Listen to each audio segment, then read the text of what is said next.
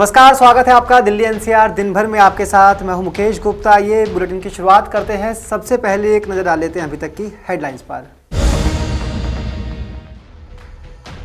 महिला दिवस पर सीएम केजरीवाल ने की दिल्ली महिला आयोग की सराहना। स्वाति मालीवाल की तारीफ कर बोले, डीसीडब्ल्यू से सीखे राष्ट्रीय आयोग।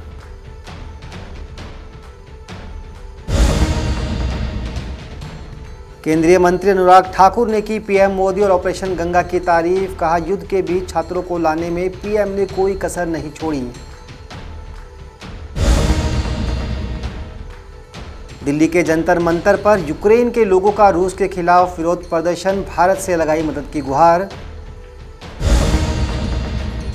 ग्रेटर नोएडा की समाज सेविका रेखा गुर्जर ने सैकड़ों बच्चों को लिया है गोद, शिक्षित करने का उठा रही हैं जिम्मा। और फरीदाबाद के संत नगर में बड़ा हादसा। जैक से मकान उठाते वक्त घर का लेंटर गिरा। हादसे में एक मजदूर की मौत।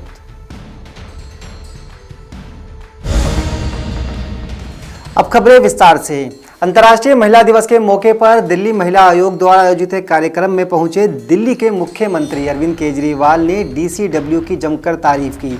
इस कार्यक्रम में उन्होंने कहा कि दिल्ली महिला आयोग की बदौलत ही आज दिल्ली की महिलाएं खुद को सुरक्षित महसूस करती हैं। इतना ही नहीं, उन्होंने राष्ट्रीय महिला आयोग को भी दिल्ली महिला आयोग से प्रेरणा लेने की बात कही। आज जिन लोगों को अवार्ड मिला है उन सब लोगों को बधाई, लेकिन मैं समझता हूं कि आप लोगों से मिलके जितनी एनर्जी हम सब लोगों को मिली है वो बयान नहीं कर सकते। आप लोगों ने इतने अच्छा काम किया, इतना हौसले वाला काम किया, इतना बहादुरी का काम किया है समाज के लिए, देश के लिए। हमें आप सब लोगों के ऊपर गर्व है और आप लोगों से मिलके हम लोगों को बहुत आज ऊर्जा मिली है। मैं दिल्ली महिला आयोग को बहुत बहुत बधाई देना चाहता हूं, जिन्होंने दिल्ली महिला आयोग को इतना वाइब्रेंट बनाया है। जैसे अभी स्वाति जी कह रही थी कि इनके पहले, हमारी सरकार बनने के पहले जो दिल्ली महिला आयोग था उसने 8-9 साल में 1 केस किया था और इन लोगों ने 5 साल में 1.25 लाख केस किए हैं। तो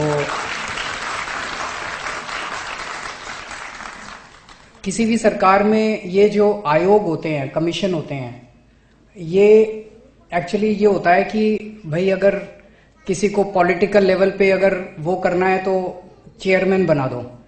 तो कोई ये सारे चेयरमैन और जितने कमीशन है वो इस तरह के बनाए जाते थे। हम लोगों ने अपना बेस्ट, हमारे पूरे सिस्टम में जो बेस्ट आदमी था स्वाति मालीवाल, उसको हम लोगों ने दिल्ली महिला आयोग का चेयरमैन बनाया। और आज दिल्ली महिला आयोग एक तरह से पूरे देश के लिए एक मिसाल बन गई है। महिला आयोग कैसा चलना चाहिए ये आप स्वाति जी से सीखिए।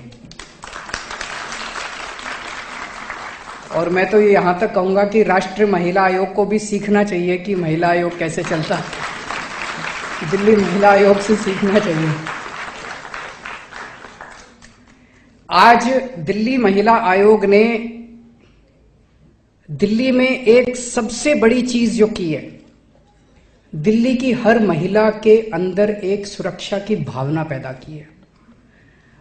दिल्ली की महिलाओं को यह लगता है कि अगर मेरे साथ कहीं कुछ हुआ तो मैं 181 पे फोन कर लूंगी।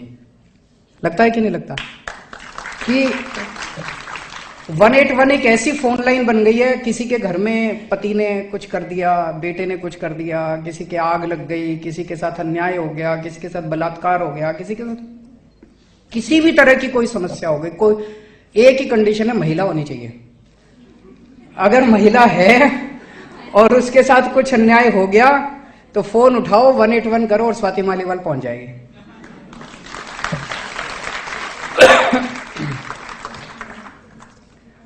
तो मैं समझता हूं कि दिल्ली की लेडी सिंघम है ये। ऑपरेशन गंगा के तहत यूक्रेन से करीब 20,000 भारतीयों को वापस स्वदेश लाया जा चुका है। उसी को लेकर केंद्रीय मंत्री अनुराग ठाकुर ने न सिर्फ केंद्र सरकार बल्कि प्रधानमंत्री नरेंद्र मोदी की भी जमकर तारीफ की है। उनका कहना है कि प्रधानमंत्री नरेंद्र मोदी ने रूस और यूक्रेन के नेताओं से बातचीत कर यूक्रेन में फंसे हुए लोगों के लिए एक सेफ कॉरिडोर बनाने का काम किया, जिसकी बदौलत आज भारत के अंदर करीब 20,000 लोगों की वापसी हो चुकी है। देखिए खास रिपोर्ट। मैं पहले तो यूक्रेन से, युद्ध के वातावरण से, युद्ध की भूमि से सुकुशल भारत वापस लौटने पर बधाई देता हूं। आदरणीय प्रधानमंत्री नरेंद्र मोदी जी का आभार प्रकट करता हूं, जिन्होंने संकट और युद्ध की घड़ी में भी हर एक वो सुविधा विदेश से वापस बच्चों को लाने में दी। जो मेडिकल स्टूडेंट्स हमारे 20,000 के लगभग छात्र यूक्रेन में थे, और जैसा आपने स्वयं भी सुना होगा, बच्चों का जो अनुभव रहा कि जैसे वहां 24 तारीख से युद्ध की स्थिति बनी, युद्ध शुरू हुआ, किसी के लिए भी वहां से निकल पाना बहुत मुश्किल था।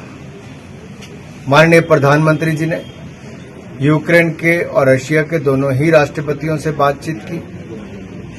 अपने बच्चों के लिए सेफ कॉरिडोर बनाने के लिए भारतीय एम्बेसीज, भारतीय विदेश मंत्रालय और भारत सरकार के कई केंद्रीय मंत्री पड़ोसी देशों में भी गए, ताकि अलग अलग बॉर्डर से बच्चों को रिसीव करके चार्टर्ड फ्लाइट से देश में वापस लाया जा सके। ये कोई सामान्य परिस्थिति नहीं थी।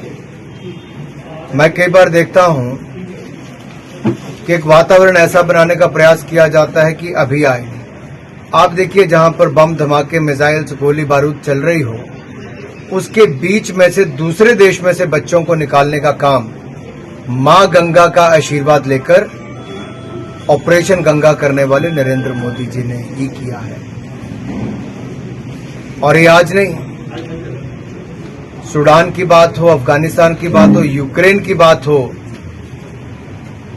यहां सबसे ही मोदी जी ने समय समय पर लोगों को निकालने का काम किया। नेपाल में भूकंप आया था, न केवल भारत के लोगों को बल्कि बाकी देश के लोगों को भी निकालने का काम किया।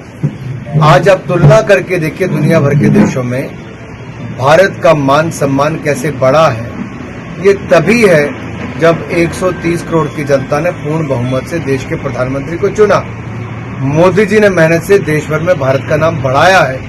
आज तिरंगा झंडा सिर्फ बस के आगे लगाकर।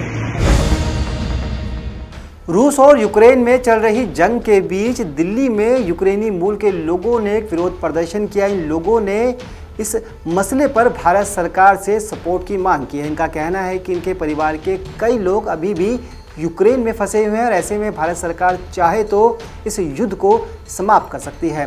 इतना ही नहीं, उन्होंने प्रधानमंत्री नरेंद्र मोदी से भी मदद की गुहार लगाई है। रूस यूक्रेन में चल रही जंग के बीच दिल्ली के जंतर मंतर पर कई यूक्रेनी लोगों ने रूस के खिलाफ प्रोटेस्ट किया और भारत से सपोर्ट करने को कहा। इन लोगों ने दोनों देशों के बैनर को लेकर प्रदर्शन किया। फैमिली पोल्टावा जोन में है, पोल्टावा जोन में है। ये थोड़ा सा सेफ जगह है, वहाँ अभी तक पहुँच गया नहीं रशियन ट्रूप्स, पर जो अराउंड है कीव, जिटोमिर, जो खार्किव, देखिए पोल्टावा वो बीच में है, रास्ते बीच में है। एक तरफ कीव है, एक तरफ खार्किव है, हम लोग बीच में हैं, सोच लीजिए। और मेरा अपना शहर है, सही शहर जो है वो थोड़ा सा साइड में और है, तो इसीलिए ज़रा सेम है। वो पूरा मदद कर रहे हैं हमारा आर्मी को, जितना कर सकते हैं पूरा मदद करते हैं। छोटे बच्चे स्कूल में नेट बना रहे हैं और भेज देते हैं आर्मी को, वहाँ जगह ज़रूरी होता है।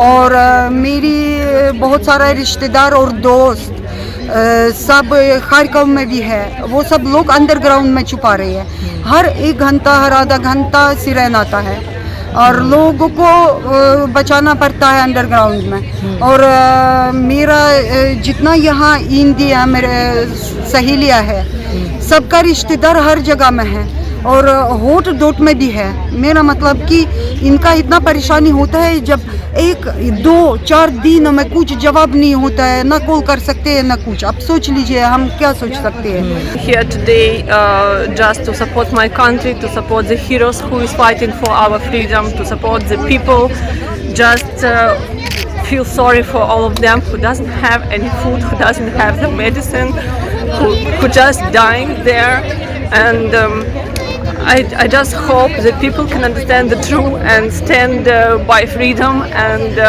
don't be scared to spray their word, and just be a human being. And difficult to talk today and give the interview, but I hope it will get over soon, and we all have peace in the world. बता दें कि इन प्रदर्शनकारियों के परिवार के सदस्य या दोस्त यूक्रेन में रहते हैं, जिसकी वजह से ये लोग शांति की बात कर रहे हैं और भारत से मदद की गुहार लगा रहे हैं। दिल्ली से नवोदय टाइम्स के लिए कमल कुमार की रिपोर्ट। आज अंतर्राष्ट्रीय महिला दिवस है और इस मौके पर हम आपको एक ऐसी महिला से रूबरू कराएंगे जिसने 100 से ज़्यादा बच्चों को गोद ले रखा है। जी हाँ, इस महिला ने सड़क पर कबाड़ बीनने, मजदूरी करने या फिर छोटे मोटे काम कर कर अपना पेट भरने वाले कई मासूमों को गोद ले रखा है। इतना ही नहीं, ये महिला इन बच्चों की तमाम ज़रूरतों का पूरा ख्याल रखती हैं। देखिए खास रिपोर्ट। आज अंतर्राष्ट्रीय महिला दिवस है और आज हम आपको ऐसी ही एक महिला से रूबरू करा रहे हैं जिन्होंने गरीब बच्चों के जीवन को सुधारने के लिए अपने जीवन को समर्पित कर दिया है। ग्रेटर नोएडा की रहने वाली रेखा गुर्जर ने 100 से ज्यादा गरीब बच्चों को गोद लिया हुआ है, जो भीख मांगने, कबाड़ बीनने और मजदूरी जैसे काम किया करते थे। फिलहाल इन बच्चों को गोद लेकर रेखा उनकी हर जरूरत का ख्याल रखती हैं और इनकी पढ़ाई लिखाई का पूरा इंतजाम कर रही हैं। ग्रेटर नोएडा के एनटीपीसी आनंदम सोसाइटी की रहने वाली रेखा गुर्जर माता गुजरी पन्नाधाय संस्था की अध्यक्ष हैं। उनकी संस्था सभी तरह के सामाजिक कार्यों में बढ़ चढ़कर हिस्सा लेती है। गरीब बच्चों के पढ़ाई लिखाई, खान पान और खेल कूद का भी उनके द्वारा पूरा ख्याल रखा जाता है। जी, किस तरह से आपने उन गरीब बच्चों को शिक्षा दी है और किस तरह का मिशन आपने चलाया हुआ है? सर, हमने इन बच्चों को जब कोरोना काल था तब उनको पूरा राशन पानी का था हमारा, उसके बाद हम उनको अब एजुकेशन दे रहे हैं, उनके लिए खाने पीने का जितना भी वो है उसको कर पा रहे हैं। वहीं जाके हम 3 दिन बच्चों की क्लास लेते हैं वहीं पे जाके। कितने बच्चे हैं ऐसे वो हमने बच्चों के हालात हैं? बच्चे वहाँ पे 175 के आसपास है और बच्चे वो बहुत ही क्या बोलूँ, उनके लिए कपड़े हैं, बाकी बहुत सारे जरूरतमंद बच्चे हैं वो। और कुछ बच्चे उनमें जैसे पत्थर भी तोड़ते हैं, मजदूरी करते हैं, उस तरह के बच्चे जिनको हम एजुकेट कर रहे हैं। तो वो 100 बच्चे के आसपास हमने उनको अडॉप्ट किया हुआ है। मतलब स्पोर्ट्स के उसमें क्या कर रहे हैं बच्चों के लिए? स्पोर्ट्स के लिए हमने Oxford green public school Sirsa में हमने बास्केटबॉल, फुटबॉल की कोचिंग सेंटर खोला हुआ है, जिसमें नेशनल लेवल के जो रेफरी हैं हमारे वो कोचिंग दे रहे हैं वहाँ पे जाके, जिसमें हमारे बच्चे स्टेट लेवल तक जा रहे हैं और आगे की प्लान हमारी यही है कि बच्चे राष्ट्रीय स्तर तक जाए। इन जो झुग्गी झोंपड़ियों के बच्चे हैं, इनके भविष्य को लेकर क्या तैयारी है आपकी? सर, इनके भविष्य को लेकर ये तैयारी है कि हम ये नहीं चाहते कि बच्चे सिर्फ हम कुछ दिन जाएं जैसे छोड़ देते हैं कि रोड पड़ा है छोड़ दिया, नहीं, हम उनका एडमिशन करा रहे हैं। उसके बाद ये बच्चे ये ठीक से पढ़ने लगेंगे, उसके बाद हमारा यही है कि इनके लिए रोजगार की हम व्यवस्था भी करें। और आपकी संस्था में कितने लोग हैं ऐसे जुड़े हुए हैं जो लगातार कार्य कर रहे हैं? सर, हमारी एक टीम है जो करती है, उसके लिए हम जो हमारी टीम है उसमें हम 10 से 15 लोग हैं जो इसमें हैं और सभी लोग इसमें, जैसे नूतन भाटी जी है, उनका स्कूल है, उनका इस तरह से हमें सहयोग मिलता है। बाकी लोग भी हैं उसमें सब सहयोग करते हैं हमारे। बच्चों से कोई फीस वगैरह ली जाती है? नहीं सर, हमारा बिल्कुल निःशुल्क है। हमारा पढ़ाई वाला भी, शिक्षा का भी बिल्कुल निःशुल्क है और हमारा स्पोर्ट्स का भी बिल्कुल निःशुल्क है। जैसे कि आप खुद एक लाइब्रेरियन थी, उसके बाद में जॉब छोड़कर इन बच्चों के लिए जो मतलब एक प्रेरणा कहाँ से आई आपको, कैसे मिली? सर, प्रेरणा ये होती है कि हम ये लगा कि हम अपने ही लिए जीते हैं, कभी हमने उस तरफ देखा ही नहीं जिनको एक्चुअल हमारी ज़रूरत है। तो सर, मेरे को प्रेरणा यही लगी जब मैंने उन बच्चों को देखा, उनको खाने से ना लेके उनके पढ़ाई की ज़्यादा ज़रूरत है, तो सर मेरे को यही प्रेरणा है कि मैं इन बच्चों को पढ़ाऊँ। अब धीरे धीरे सर मेरा झुकाव इतना ज़्यादा हो गया उसके लिए कि मैं अब उसमें ही पूरी तरह जॉब छोड़ के मैं इसमें ही कार्य कर रही हूँ। जो शुरुआत में आपने ये कार्य शुरू किया, कोई ऐसी चुनौती आपके सामने पेश हुई? हाँ सर, पेश हुई, क्योंकि उस टाइम हमारी मैं जॉब भी कर रही थी, तो उस टाइम एक्चुअली मैं तो एक क्या एक्टिविटी टीचर ही बोलोगे आप लाइब्रेरियन को, तो उसमें सैलरी थी, हाफ सैलरी थी। तो मैंने लगा कि मैं इतना कर रही थी, सिर्फ मैं ये काम मैं अगर अपने इस संतुष्टि के लिए करूँ तो ज़्यादा बेटर है। तो तभी मेरे सामने बहुत सारी चुनौतियाँ भी आई, मैं कैसे करूँ। लेकिन सर फिर मेरे हस्बैंड का मुझे बहुत ज़्यादा सपोर्ट रहा, वो हमारा यही रहता है कि हम मंथली जो हमारा 20,000 होता है उनके खाने का। रेखा गुज्जर ने अपनी संस्था से मिलकर इनकी पढ़ाई लिखाई का जिम्मा उठाया, साथ ही इन बच्चों के लिए किताबें, कपड़े और जरूरत के सामान का भी इंतजाम किया। इन सभी को ये आसपास के स्कूलों में प्रवेश दिला चुकी है। खुद भी ये इन बच्चों की झुग्गियों में जाकर इनकी पढ़ाई कराती हैं। रेखा गुज्जर ने कोरोना काल के दौरान जरूरतमंदों को राशन देने से समाज सेवा की शुरुआत की थी और फिर गरीब बच्चों के हालातों को सुधारने और उनको अच्छा जीवन देने के मकसद से बच्चों को गोद लिया। शुरुआत उन्होंने इन बच्चों को शिक्षित करने से की और अब वो अपनी नौकरी छोड़कर पूरी तरह से इन बच्चों के उज्जवल भविष्य के लिए काम कर रही हैं। अंतर्राष्ट्रीय महिला दिवस पर नवोदय टाइम्स ऐसी सभी सशक्त महिलाओं को नमन करता है। ग्रेटर नोएडा से प्रणब भारद्वाज के साथ संगीता सिंह की रिपोर्ट, नवोदय टाइम्स। दिल्ली से सटे फरीदाबाद में जैक से मकान उठाने के दौरान हुए हादसे में एक मजदूर की मौत हो गई है। आपको बता दें कि मकान उठाने के दौरान मकान का ही लैंटर भर-भराकर गिर पड़ा, जिस वजह से एक मजदूर लैंटर के नीचे दबकर मर गया। इतना ही नहीं, इस घटना में 2 मजदूर गंभीर रूप से घायल भी हुए हैं। दिल्ली से सटे फरीदाबाद के संत नगर इलाके में जैक से मकान उठाने के दौरान हुए हादसे में एक मजदूर की मौत हो गई। जिस वक्त मकान को ऊपर उठाने का काम चल रहा था, उसी दौरान लेंटर गिर पड़ा, जिसमें दबने की वजह से एक मजदूर की जान चली गई, जबकि 2 गंभीर रूप से घायल हो गए। स्थानीय लोगों के मुताबिक गलियों में पानी भरे होने के कारण मकान काफी नीचे हो गया था, जिसके चलते मकान मालिक जैक लगवाकर मजदूरों की मदद से ऊपर उठवा रहे थे, ताकि गलियों का गंदा पानी घर में न घुस पाए। मामला क्या है, सारा सीलन की वजह से है मामला। गलियों में पानी भरा हुआ है। हाँ। पार्षद को बोलते हैं वो नहीं सुनता, नरेंद्र गुप्ता जी को बोलते हैं वो नहीं सुनते। गरिमा में क्या हुआ था यहाँ पर? क्या हुआ था यहाँ पर? अभी लेंटर का वो मकान जो उठाने का काम चल रहा था, जिसकी वजह से पानी गली में भरा हुआ है नाली में। वो नाली का पानी भरने से दीवार नीचे बैठी है और दीवार नीचे बैठने से दर्दनाक हादसा हुआ है। क्या हुआ था? मतलब मिस्त्री और बेलदार काम कर रहे थे, वो बेचारे दब गए। तो किसी की मौत हुई? किसी की? हाँ, मिस्त्री की एक होगी, एक जने की मौत हो। कौन था वो? कुछ नाम मिस्त्री बताया जा रहा है। क्या नाम? कुछ नाम पता? कहाँ का व्यक्ति? पता कुछ नहीं बताया जा रहा, उसका भी कोई आईडी कंफर्म नहीं है। पर मतलब मर गया हुआ? मर गया। मकान का लेंटर भरभरा कर मजदूरों के ऊपर गिर पड़ा और 2 मजदूर मिस्त्री लेंटर के नीचे दब गए, जिसकी सूचना पुलिस को दी गई।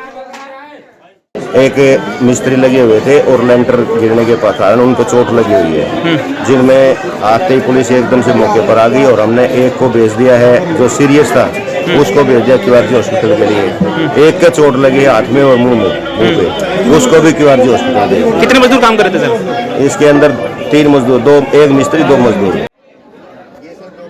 हादसे की खबर मिलने के बाद फरीदाबाद पुलिस मौके पर पहुंची। पुलिस ने आनन फानन में तीनों को इलाज के लिए एक पास के निजी अस्पताल में भर्ती कराया, लेकिन तब तक एक मजदूर की मौत हो चुकी थी। नवोदय टाइम्स के लिए धर्मेंद्र यादव की रिपोर्ट। तो दिल्ली एनसीआर दिन भर के इस बुलेटिन में फिलहाल के लिए इतना ही। मुझे दीजिए इजाजत। नमस्कार।